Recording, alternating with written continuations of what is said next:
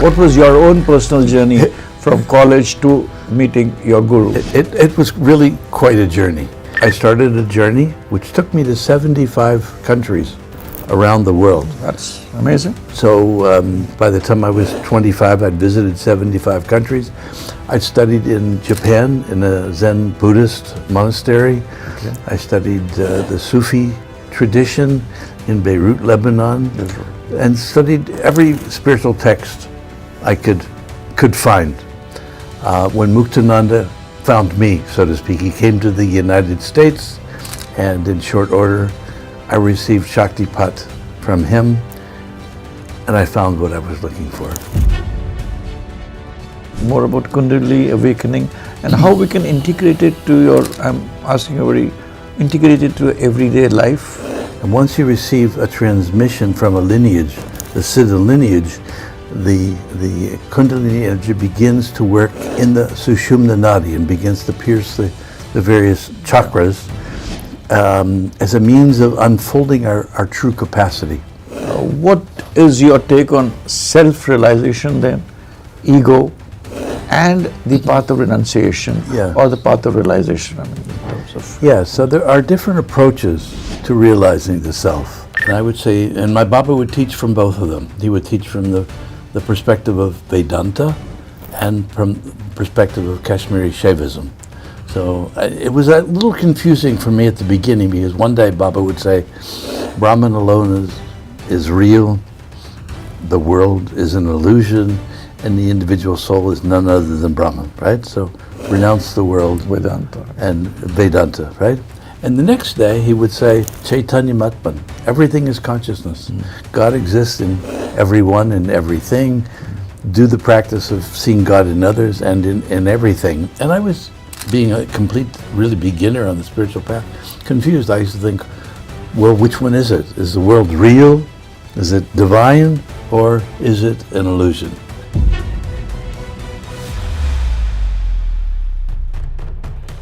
Good morning, everybody. And today I have with me a personality, a person who cannot be described in a few words. So I'll try to tell a little about him, and then I would request him to tell more about himself. So with me I have with me today Swami Brahmananda Saraswati. His name is David Donald, 1950 born at Pittsburgh.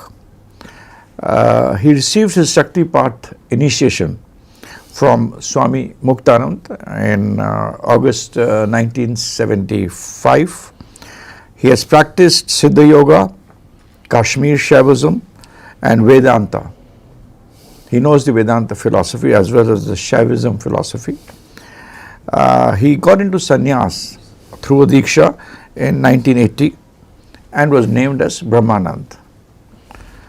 He established a Siddha Meditation Center in Los Angeles in 1981, coordinated about 35 ashrams and 350 meditation centers across the United States of America.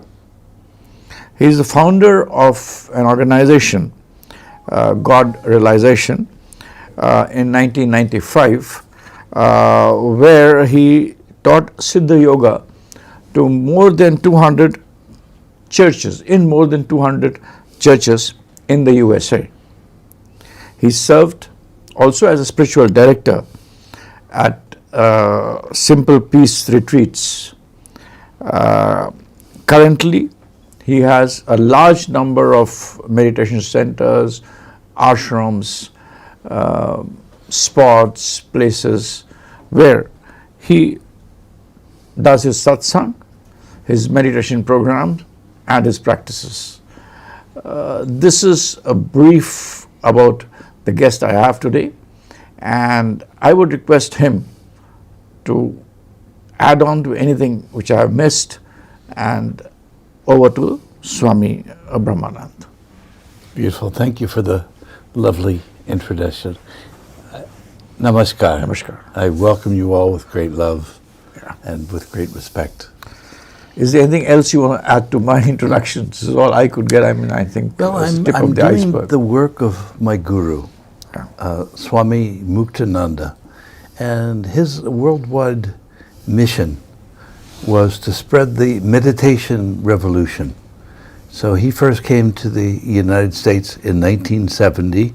He made 3 world tours where he initiated thousands, if not hundreds of thousands of Westerners into meditation. And his message was very simple.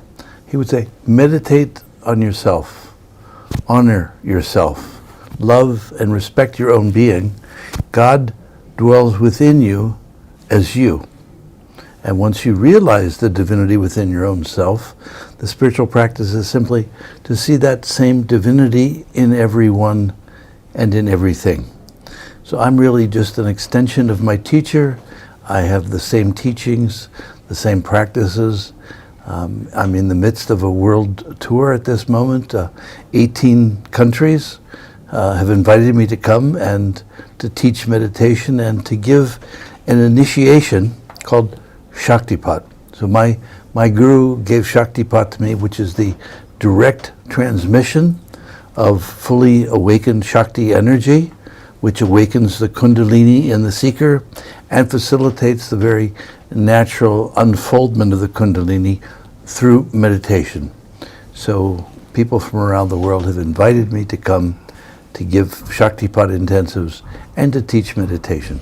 Can I ask you a question here is, can you tell me your journey from your college to meeting Swami Muktanand? What was your own personal journey from college to meeting your guru? It was really quite a journey. I was going to school in New York City at the time. I was a student at Columbia University, and my roommate took a course in transcendental meditation. Okay. And then he tried to teach us transcendental meditation without giving us a mantra. And I remember the first time he said, just sit and have no thoughts. And I thought I was going crazy. I couldn't have no thoughts, and I never realized to that point how wild my mind was. So that actually began a spiritual journey. I was raised Catholic, very devout Catholic. I was an altar boy, went to Franciscan high school. So I had a strong yearning to know God, but when I reached the age of reason, so to speak, I began to doubt my Christian faith. So I started a journey which took me to 75 countries around the world. That's amazing. So by the time I was 25, I'd visited 75 countries. I'd studied in Japan in a Zen Buddhist monastery. Okay. I studied the Sufi tradition in Beirut, Lebanon, and studied every spiritual text I could find.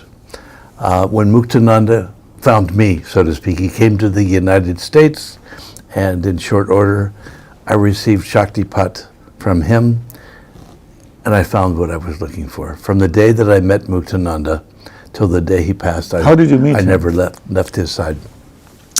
Well, I was living in New York City at the time, and was a filmmaker, a director. Okay. And at the time I was producing a feature film and directing. You're producing a feature film? Feature film. Excellent. It was starring Brooke Shields. It was her first movie back in 1975. A movie released as Communion, later released as Alice, Sweet Alice. Okay. And I was directing an off-Broadway play. So my yoga teacher told me that there was a great siddha coming to New York City. Would I like to meet him? I said, well, I would really like to, but I'm too busy. During the day I'm making a movie, and at night I'm directing a play, so I couldn't meet him. So he came through town and went on to California. And about 2 weeks later, I went in to my film to produce the film, and the executive producer told me that we were over budget and that I was fired from the film, right? And the play that I was directing opened that weekend and got terrible reviews and closed that weekend. Okay. So the following Monday, my yoga teacher called me and she said, I know you're too busy, but there's a group of us going to California. Would you like to come meet Muktananda? I said, well, I have the time now. I'll go with you. So we drove cross country. And the night that I arrived at the ashram, this was in Oakland, California, we got the word that Muktananda had suffered a heart attack, and he was in the hospital in San Francisco. I was crushed. We traveled all that way, and I really had a feeling this was going to be my guru. But the next morning, he sent word that he'd like to meet the new arrival. So they set up a room in the hospital where he could give darshan. So I remember that morning I prepared myself to meet the guru, right? I heard he could read people's minds, so I did extra long meditation that morning to clear my mind a bit, right? And gurus sometimes test questions. What's the sound of one hand clapping? So I had 2 cups of coffee, so my mind would be really alert, right? So I go to meet Muktananda, and I'm brought before him, and I look at him. He said, "What's your name?" And I couldn't remember my name. My mind was absolutely blank. And then he said, "Well, where are you from?" And I couldn't remember where I was from, but I remembered my name. So I told him, "I'm Baba. I'm David Nowe, Baba," and he said, "Very good, very good. What kind of work do you do?" I couldn't remember what kind of work I did. Oh. But I said, "Baba, I'm from New York." I was like 2 beats behind him, right? So he swatted me with the peacock feathers and said, "Go sit here in the corner." He had other people coming.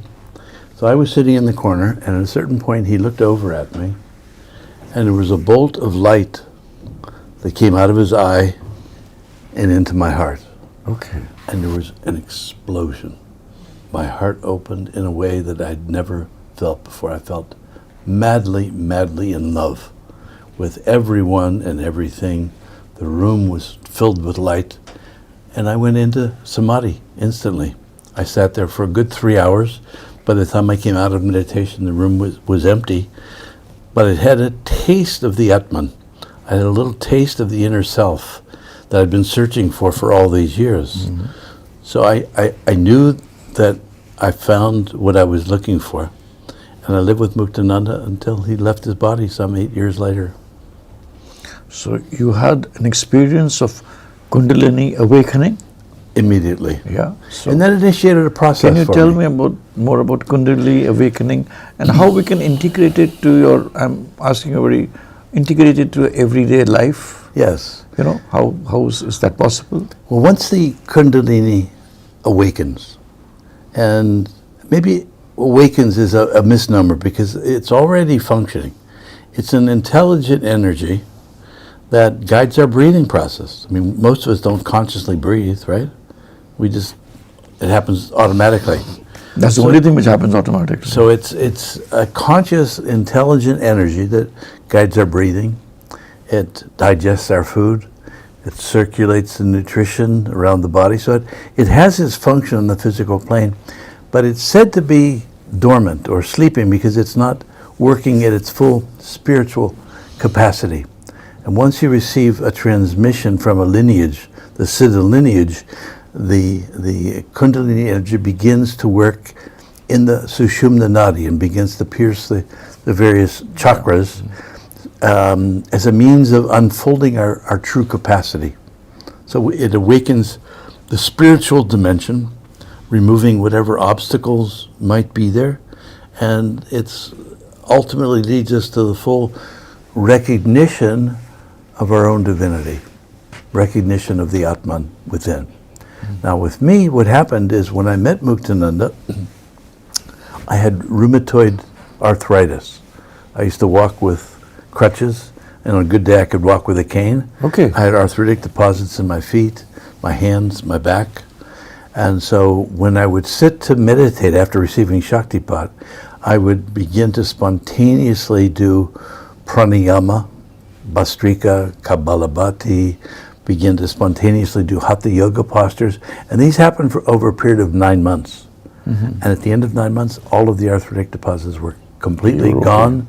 I went back to my rheumatologist and he said, there's no explanation for it. You've had a spontaneous remission of rheumatoid arthritis. He'd never seen anything like that before. So the Kundalini, once it awakens, begins to purify us on whatever level we need purifying. So for me, it was physical. For some people, it's mental. Some people, it's emotional.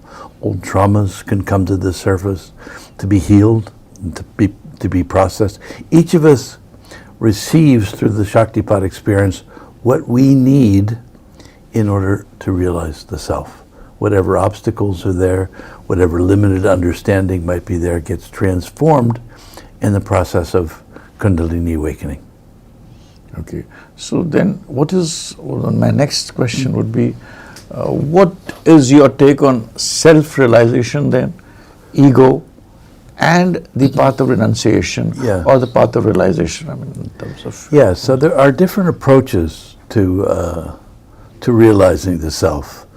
And I would say, and my Baba would teach from both of them. He would teach from the perspective of Vedanta and from the perspective of Kashmiri Shaivism. So it was a little confusing for me at the beginning, because one day Baba would say, Brahman alone is real, the world is an illusion, and the individual soul is none other than Brahman, right? So renounce the world. Vedanta. And Vedanta, right? And the next day he would say, Chaitanya Matman, everything is consciousness. God exists in everyone and everything. Do the practice of seeing God in others and in everything. And I was, being a complete, really beginner on the spiritual path, confused. I used to think, well, which one is it? Is the world real? Is it divine? Or is it an illusion?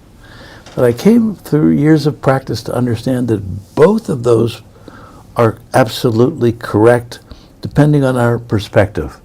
So if I think I'm a body, if I think that these forms are real, right, then it's helpful to see that the world isn't eternal. It's ephemeral. It changes, right? Most of us spend our time looking for happiness in things outside of ourselves, right? Most of the time, yes. And so things pass, and we don't find the lasting happiness.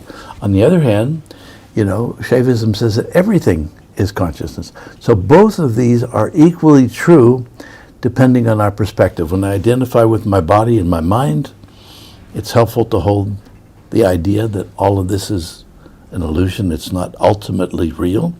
When I identify with the self, when I have a deep experience of meditation, when I recognize that I am consciousness, I can bring that awareness back with me into the world, see that everyone and everything is also consciousness.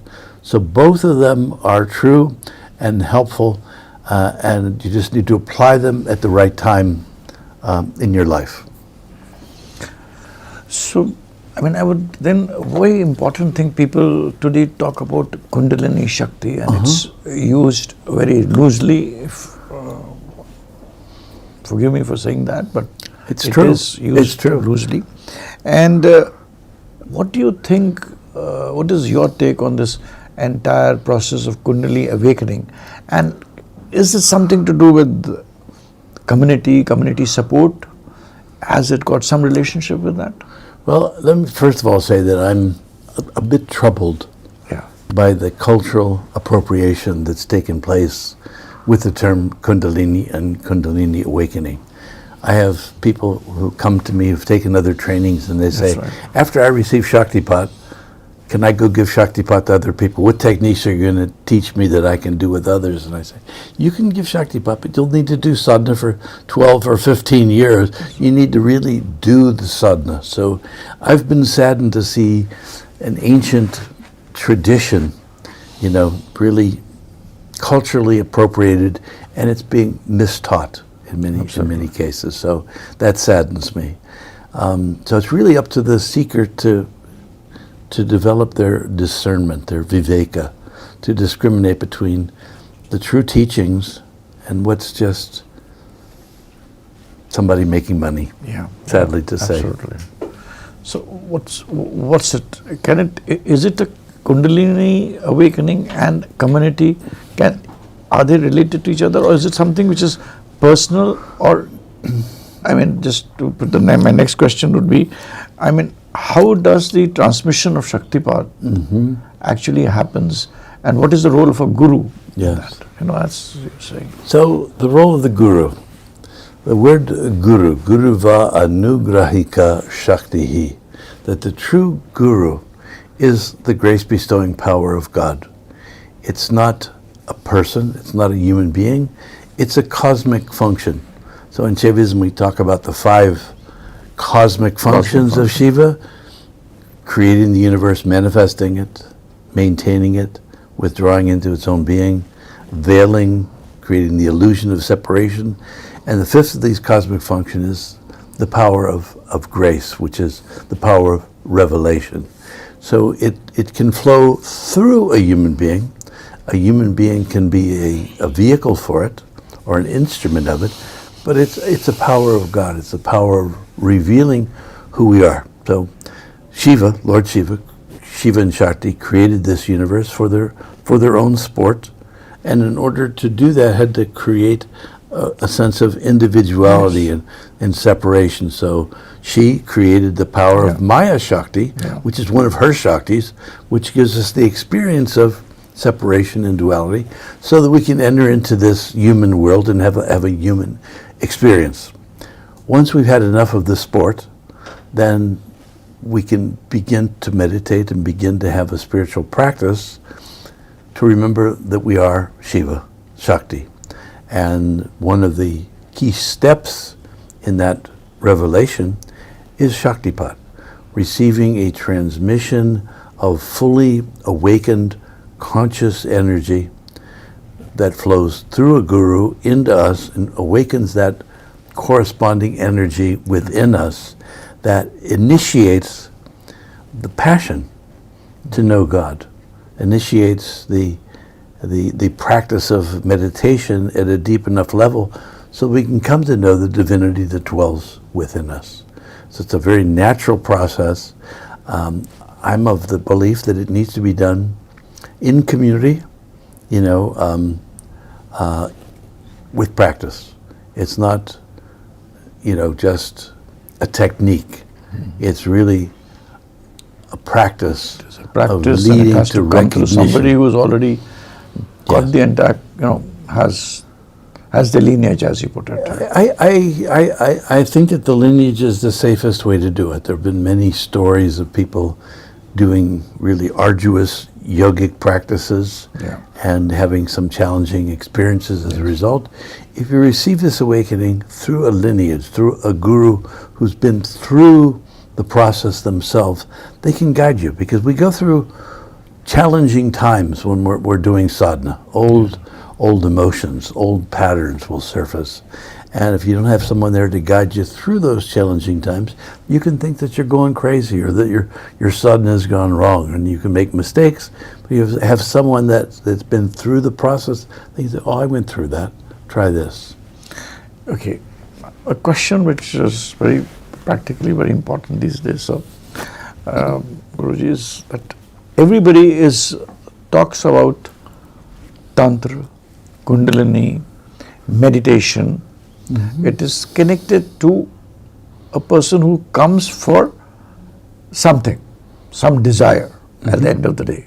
Mm-hmm. So, are these Shaktis, which is the Kundalini Shakti, if anybody is awakened, or somebody has had the grace of Ma Kali or Ma Bhairavi or Bhairav, form of Shiva and Shiv Shakti, etc.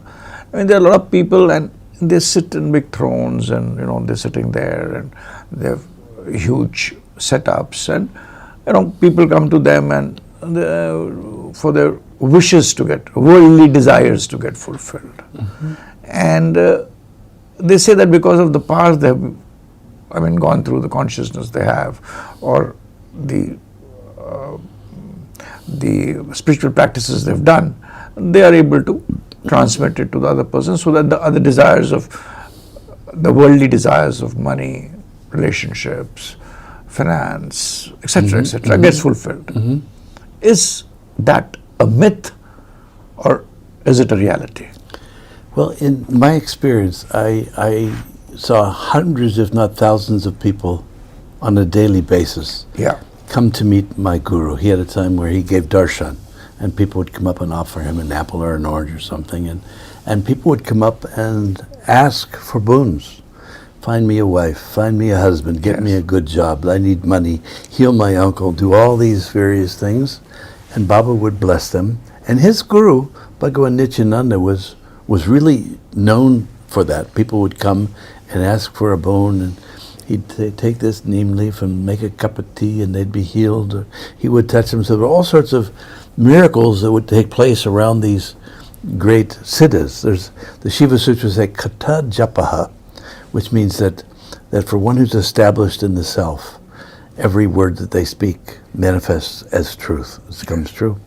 And so we would see this. We would see miracles. I mean, I had the experience of my arthritis, and I saw hundreds. My Baba seemed to have the capacity of taking people's addictions away. In his darshan basket, people would come up and put a bottle of whiskey, or put in a carton of cigarettes, or take a syringe or some kind of drug and put it there, and they would notice that these they would be over. We asked Baba one time. I said, Baba, you're a great siddha and you have the knowledge of the self. Why do you work with these sort of petty miracles? And he said something that really struck me. He said, I give them what they want when they come, right? So that they will come to want what I have to give.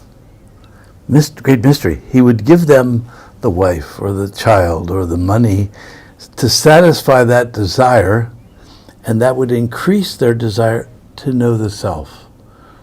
So, the four values of life, kama, artha, dharma, moksha. The siddhas can bestow all of that, but really what they most passionately desire to give is liberation, is knowledge of the self. But human beings have desires. So you satisfy the desire, then you want to come to know God. So these siddhis, I believe, are real. These great siddha masters, in their presence, miracles take place every day. I mean, you've yourself been a siddha yourself. You've had siddhi from your guru. So, I mean, do you also help people? Well, I help people to the extent that I can. Okay. Yeah. My primary passion is knowledge of the self. If people have other desires and they continue to meditate, they'll receive the desires that they're looking for, but the ultimate desire is to know God, to know the inner self. How do we differentiate between people like yourself and others who are there? How does a person like me differentiate? For me, I'll just share with you my experience. When I'm weighing a decision, or if I'm looking, I look to the heart. I don't look to the mind. If I'm making a decision, should I do this, or should I do that, or should I get involved with this person or with that person? I look at the feeling in the heart. The heart knows. There's a divinity within us that's omniscient, and it's looking out for us. If we just listen to the head, I'll give you an example. I had a business decision years ago that I was having to make. And I made a pros and cons list, and I had 20 good reasons why I should do this. I wrote them all out. And only one reason that I shouldn't do it, right? And I looked in my heart, and I knew that I shouldn't do it, but I did it anyway, because I had all these good reasons to do it, and it didn't turn out well. So I've learned that the mind can play tricks. The mind can have desires and justify doing something, but if you listen to the heart doesn't make mistakes. It's the energy of the heart versus the energy of the mind, you mean to say? Yes, so I went with the energy of the mind, and it didn't work. I should have listened to the energy of the heart. In our Shaivism method or any other method, what do you call this energy of the heart and the energy of the mind? So I look at it. People define it in terms of chakras, and they call the Aryan chakras, the Sahasra chakra, and then Well, is it related to most of us had the experience of having two voices inside, at least two voices, maybe more, right? So there's the voice of the ego, the ahamkara, which speaks first and loudest and most aggressively, and there's the voice of the self, which expresses itself through the heart. Sometimes it's in words, but usually it's in feelings. So through meditation, we gain the capacity to discern between the two voices within. And the more we meditate, the more sensitive we become to knowing what's good for us. We know how to tune into the voice of truth and can differentiate that from the voice of the ego. So it requires practice to do that. And you make mistakes along the way, and we learn from our mistakes. Guruji, I'll come to that towards the end. I was reading about your 40 days of the darkness you were there, and the insight, your Kaya Kalp. Yes. And the preparation you did for it. Yes. Can you give a little? Tell people about that? I was here. This was in 1970, right before COVID hit, and I was down in Kerala doing a 28-day panchakarma treatment. I was in a hospital down there, Vaidyarattam Hospital, Dr. Musa, and I had just an amazing 28 days there. COVID came, and the doctor said, you need a little time for your body to recover. You've been through a really intense 28 days. Get out of Kerala right now, because Kerala was the first place where COVID hit here in India. He said, get out, So I came to Rishikesh and arrived just one day before lockdown. So I settled there. When lockdown ended, I went to see my old friend, Dr. Aurora, in Tapovan, and he's the head of the Ayurvedic practitioners in the state of Uttarakhand. And I just went to see him as an old friend because I'd done panchakarma with him many times. And he said, let me check you out. He checked me out. He said, wow, you're in good shape. You're really healthy, and you've been meditating and doing practice. He said, my thesis when I was in Ayurveda school was about Kaya Kalpa, and I've been waiting 40 years to find someone that I could do it with. I said, well, tell me, what is it?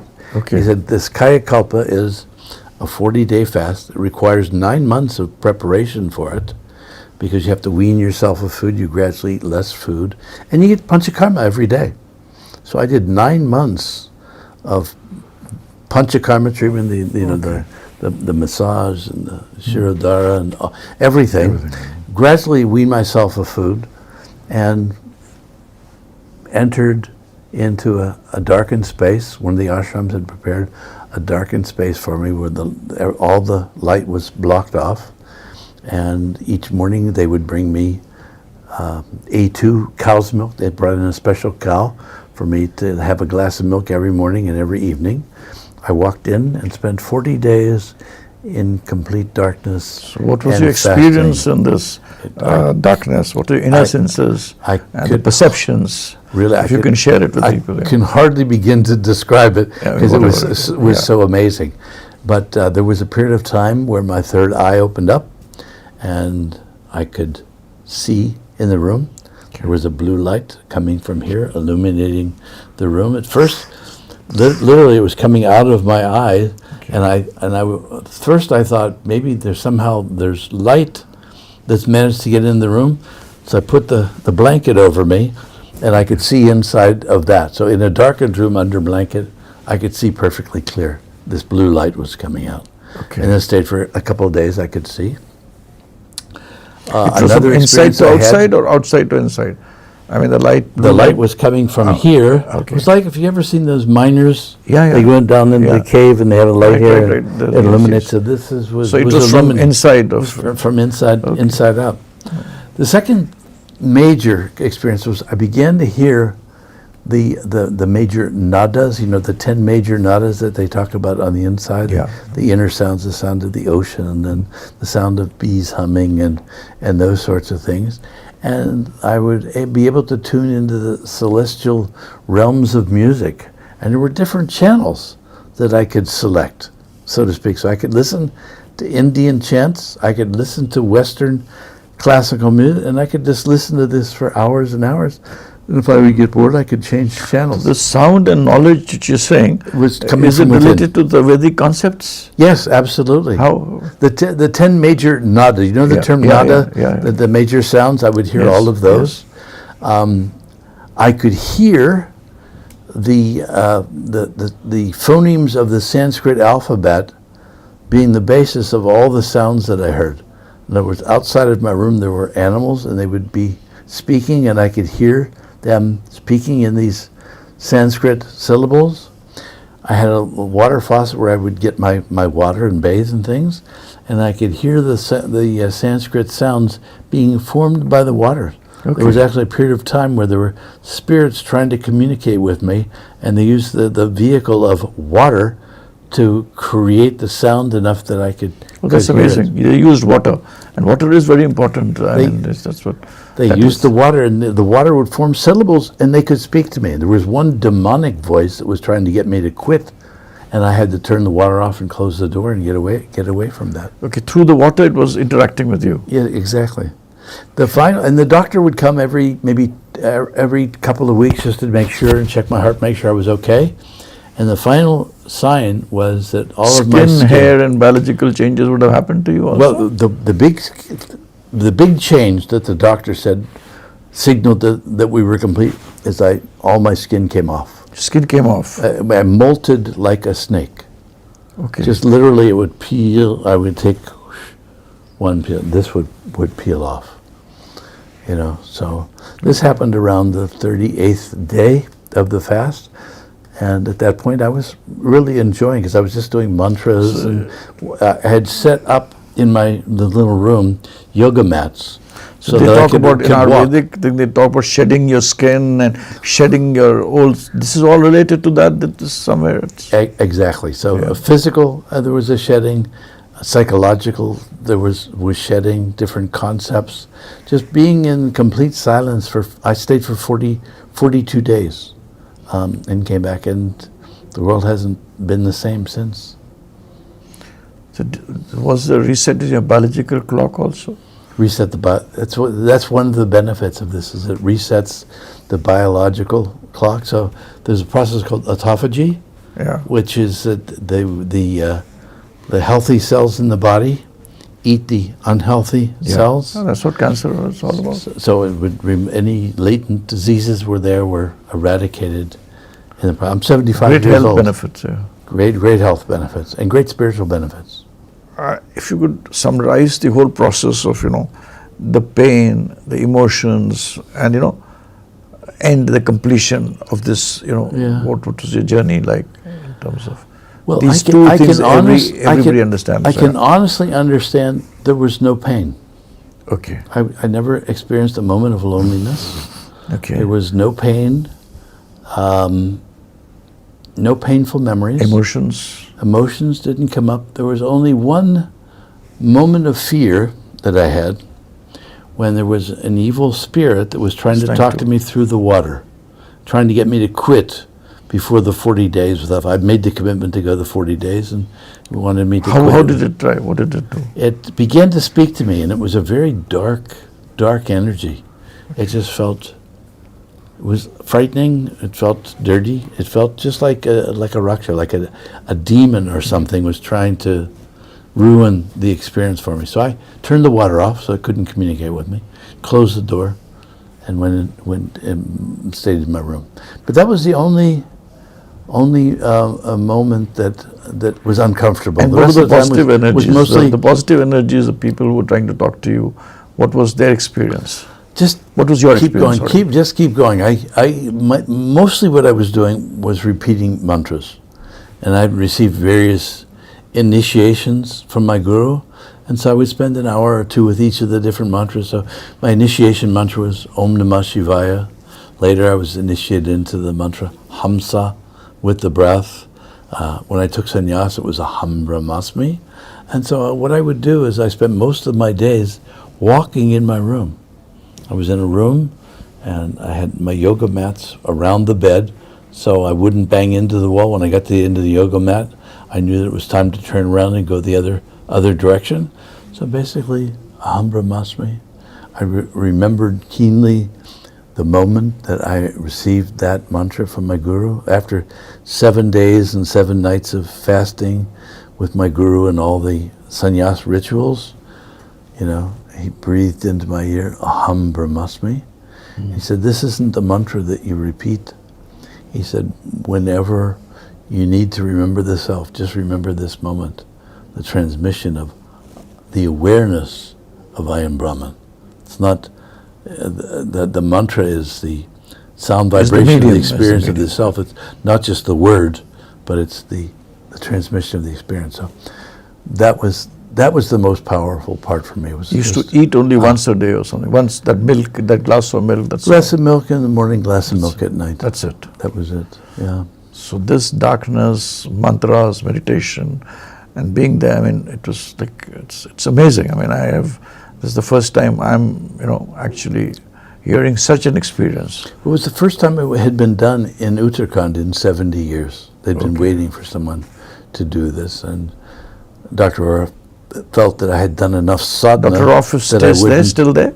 Pardon? He's still in Uttarakhand? He's hit in Uttarakhand. Others have heard about my experience and have approached him about doing the Kayakalpa, and he said, But you have to be...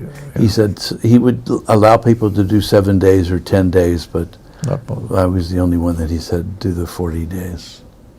So what is your advice? What is your daily routine meditation? How do you integrate it? Well, I mean, you are living... It's changed you have over the years. You've got so many ashrams, Yes. 3,500 ashrams. You travel so much, so many centers. You're handling across the world.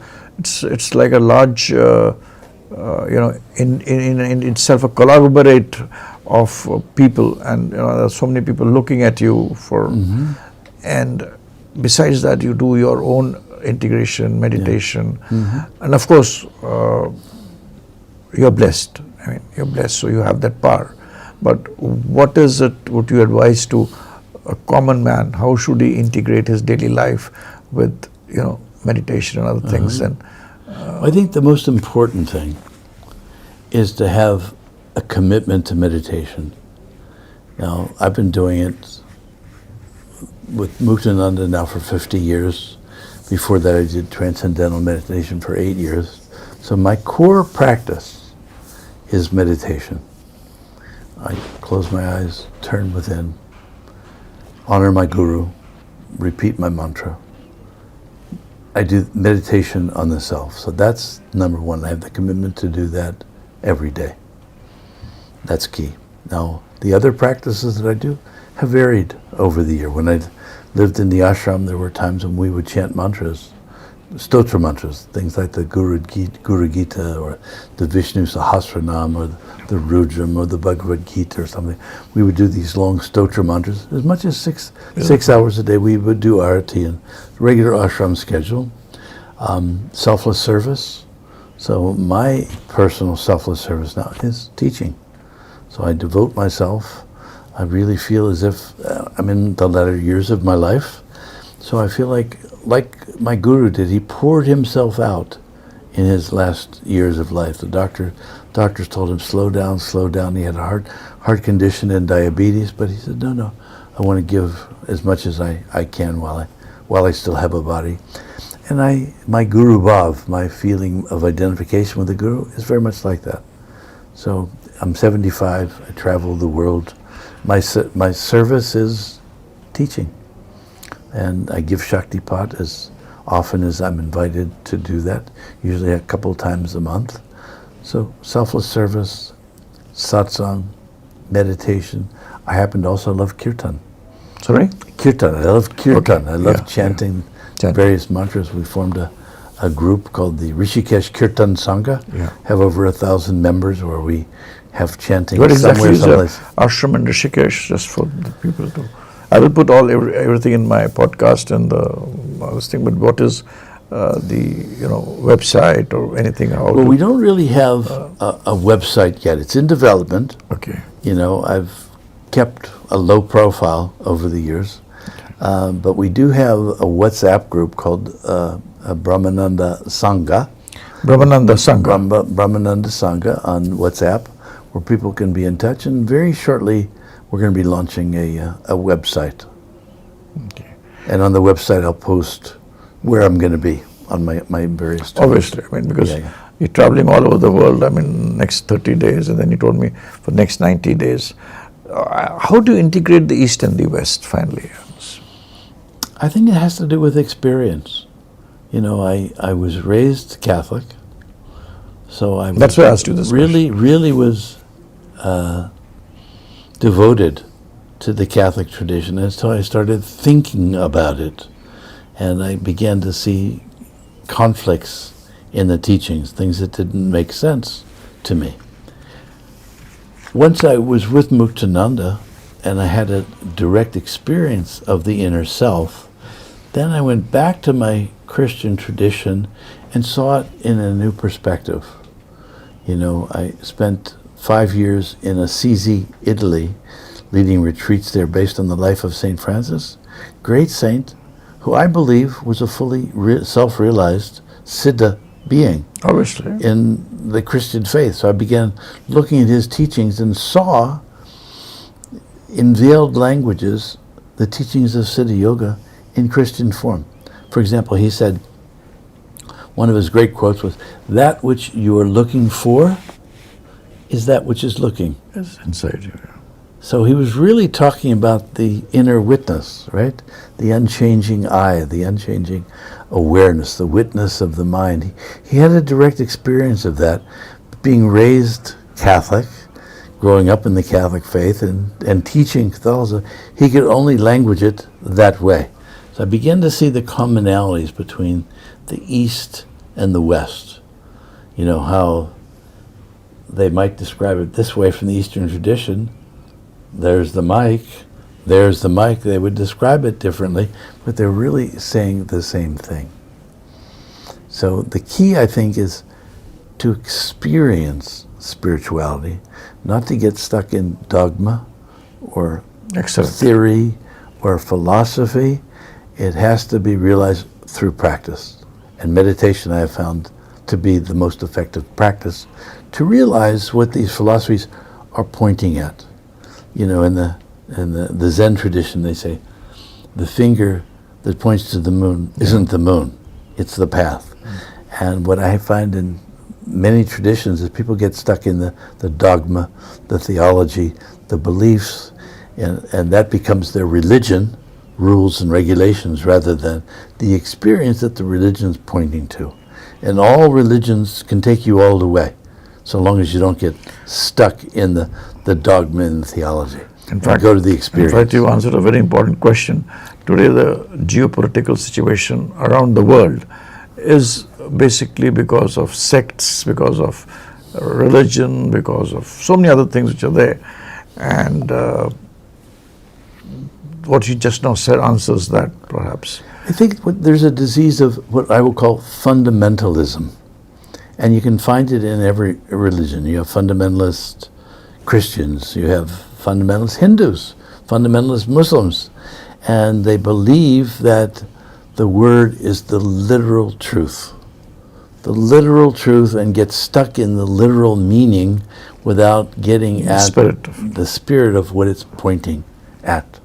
And this is the challenge I see worldwide right now, is that the world seems to be leaning, for the most part, towards a fundamentalist point of view. And yet at the same time, the yogis say that there's always an equal balance between the light and the dark. So we see all these wars and fundamentalist battles and things going on. But at the same time, I think there's a great awakening that's taking place worldwide. People are recognizing the self more and more. Even the younger generation, they're inquisitive about it. Yeah.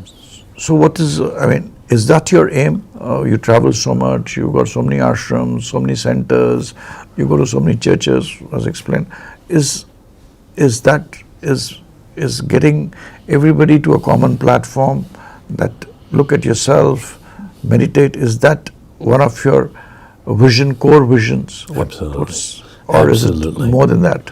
And it's really just to know the self in whatever religion you're practicing. I don't ask anyone to give up their religion. Absolutely. You know, you can realize God as a Christian, as a Hindu, as a Jew, as a Muslim. Just add the knowledge of the self. Then you'll really understand your own tradition. So none of the religions, like you look at Buddha, you look at Jesus, they didn't want to start a religion. They said, follow me. The kingdom of heaven is within you. People made the religions, you know, to honor them, but the founders of those religions, so to speak, the heads never really wanted that. That's not why they came. So we've really changed their message. You know, instead of, when Jesus said, follow me, he said, hey, I realize the self, I realize the Christ, follow me, let's go realize the self. And we deify him and make him into a God that he never claimed to be. Absolutely. Yeah, so the same way that Jesus is God, so are we. We just have to realize it. So that's amazing. Yeah, that's something which I'm awestruck also with your entire philosophy, and your entire thesis is on meditation, is on easy meditation. So, do you have something apart from Rishikesh, also in India and other towns like Delhi, Bombay, Bangalore, the 50 big towns of India, or anywhere else where actually people can approach you, like you have? Well, right now, Yeah. I'm homeless. I don't have a particular home that I that's- live. I didn't want to say that, so that's why I was curious. No, I am homeless. I had intended to retire here in India, but the visa to stay on the permanent was denied, and so I got a shock one day. I got a message, email saying, your case has been closed and you need to leave India in 30 days. And I went to the FR office. I said, what happened? I had letters from a governor and I'm teaching at universities.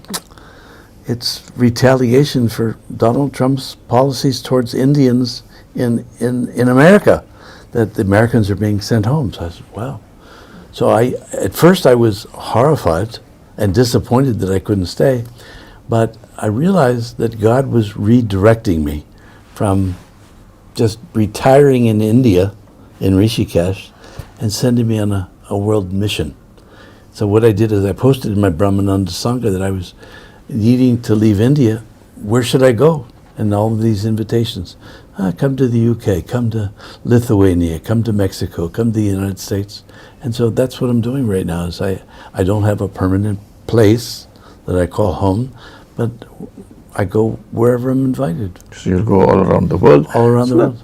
That's a good way. You're going to teach, preach, and that's going to be each person whom you teach meditation. The way of life is going to be and my passion, a multiplier. My passion right now is creating other teachers. Yeah, that's So we are creating a teacher training program that we're going to offer next spring in Rishikesh, 2-month intensive course on Kashmiri Shaivism, where people can come learn Kashmiri Shaivism, the practices, the philosophy, and then go back and Kashmir Shaivism is very complicated, I understand. The fundamental teachings are very simple.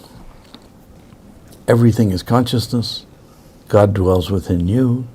Meditate on your own self. See God in everyone and in everything. That's it in a nutshell. If you really want to get into the details of it, it can be very, very complicated. But to practice it is very simple. Okay. The last question which I want to ask you, and which everybody keeps on answering, is that we have gurus, we have siddhas, you yourself, you've regenerated yourself, and you've gone through that process of 40 days, etc. I mean, that's amazing. I mean, a normal person, any normal person, even a person who's on a higher level may not get that chance, but get that opportunity or get the right person, and Dr. Roff, as you said, this doesn't take people. So you have to be a particular utensil to get into that path. So is death inevitable?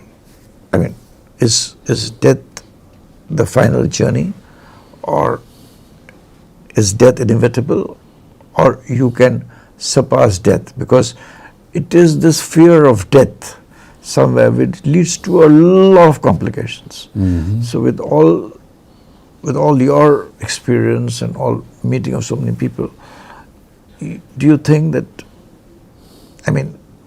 death is a kind of a illusion? Is it reality?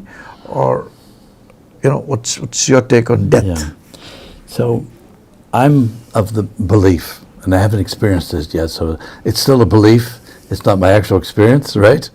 But I have the belief that the body will pass. I think that that's inevitable. Yes. Maybe sometime in the future we'll have technology that allows the body to remain. But the self is eternal. Self is eternal. So I'm a big believer in the Bhagavad Gita, that death is a kind of a changing of clothes. Okay. You know, that when the body has served its purpose, we let the body go, but the spirit is eternal. The spirit doesn't die. And that is what you experienced when you were in the cave. Yeah, I And you experienced did, that when you know, I was yeah. in the cave, and I've also had a near-death experience where I left the body Okay. for a period of time and was able to view the body and go to the light. Okay, you left And it. I know, return. I've heard some, yeah. You can leave the body, travel across the space and come back. And come back. I've had that. You've had that experience. I've had that experience. So, Amazing. so I'm a firm believer that the self is unchanging. It can't be touched. It can't be burnt, as the Bhagavad Gita says. So you have energy which can go out, leaves the body when it's of Consciousness itself. itself, yeah. So the fundamental truth, Shaivism says that the nature of reality is consciousness. The nature of the individual soul is consciousness, you know.